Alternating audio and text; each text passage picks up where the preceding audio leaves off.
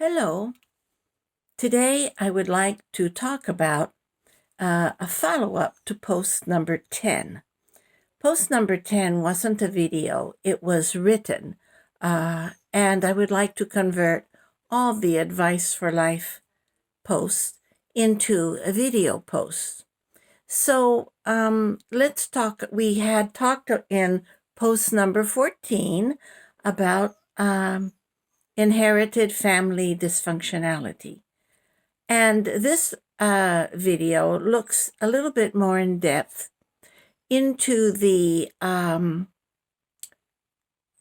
psychological makeup of the scapegoated person with respect to the participant sibling or siblings in the scapegoating process in dysfunctional families. Over and over, you hear that whenever a scapegoated, disparaged, excluded sibling tries to speak with the family about what has happened, invariably the other siblings deny all the events. What is the reason for that? How does that work?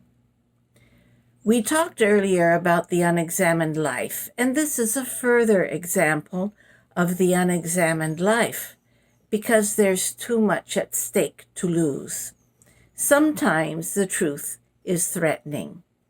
So, children who are ignored, scapegoated, disparaged, excluded from family meetings, from travels, from even knowing about these things, these children learn not to trust their impression of reality by basing it on their parents. They learn not to trust their parents in interpreting and in processing reality because their parents have always made them feel so bad. And the same goes for the siblings of the scapegoated person. The siblings are not their friend in the emotional and psychological sense. So the scapegoated person learns to evaluate reality not by relying on family lore, family instruction, but relying only on their brains. They don't rely on their hearts.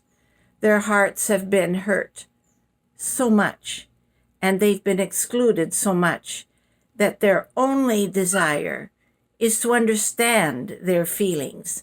Understanding requires logic. It requires practice and objectivity. It requires thinking logically. And so the scapegoated person, in his or her loneliness and disconnection with other family members, tries to understand reality by using their brain, not their hearts. Oddly enough, the siblings who have participated and benefited from the scapegoating, and how did they benefit?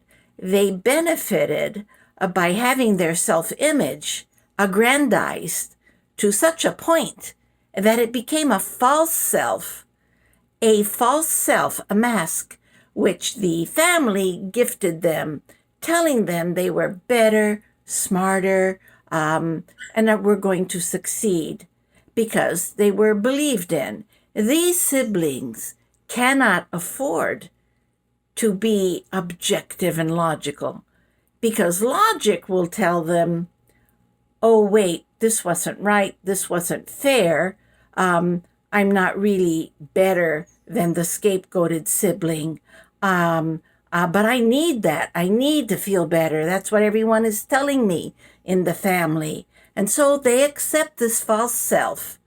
And so from then on, they become non-logical thinkers.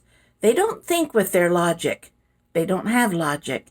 They don't have objectivity. They think with their feelings. So scapegoated people become logical thinkers. And people who took advantage of the scapegoated situation instead become emotional. And in these emotions, it's impossible to get through. It is virtually impossible to get through the wall of emotion, of self-defense, of defensiveness, these walls of rejection and emotion which prevent the scapegoated person from reaching an understanding about past issues with siblings who participated in the scapegoating.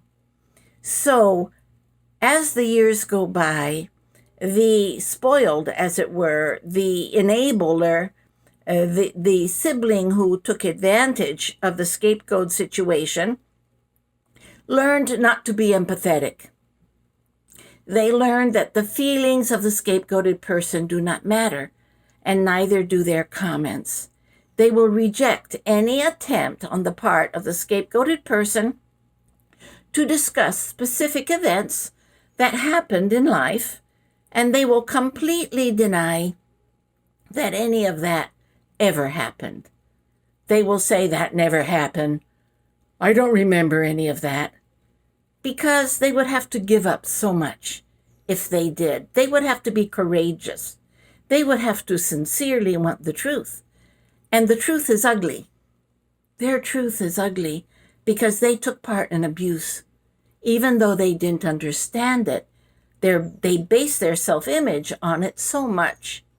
In their developmental years, they can no longer let that mask go, that false sense. And that is why, over and over, in psychological issues, abused people very often encounter hostility even, and certainly denial of any abuse that happened in the family, whether it's sexual, whether it's just physical, whether it's emotional. You find that the family has buried it all.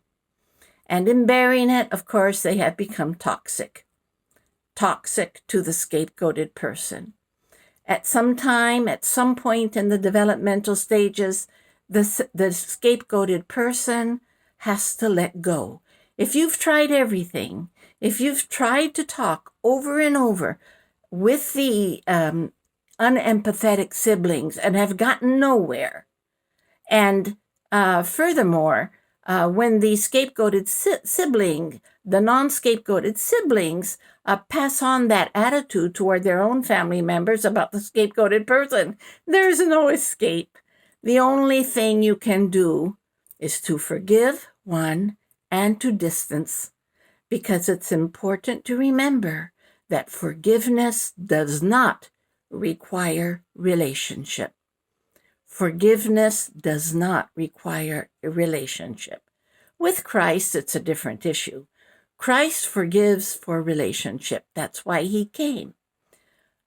But people are not required to have relationship if when there is forgiveness. They just need to forgive and move on. Don't look back. Be serene. Continue to be your true self. And maybe one day, God willing, there will be some acknowledgement of what has been happening. And if there isn't, it's not your fault. Take care.